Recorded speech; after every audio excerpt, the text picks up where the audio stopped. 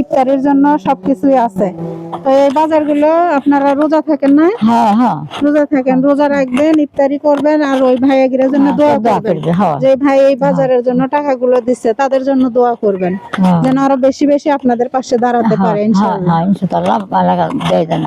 আজকে আমি আবারও আসছি এই বাড়িতে। এর আগে একটা ভিডিও করছিলাম। আসসালামু আলাইকুম, ভালো আছেন? তো এই যে দেখেন, এর আগে দেখেন এই ঘরটা একটু দেখা যায়।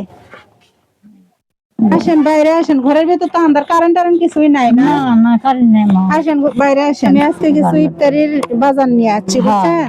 আমার প্রবাসী ভাই ইফতারির টাকা দিচ্ছে, মানে বাজার করার জন্য, আপনি গিয়ে মাঝে দেওয়ার জন্য দোয়া করে দেন তাদের জন্য।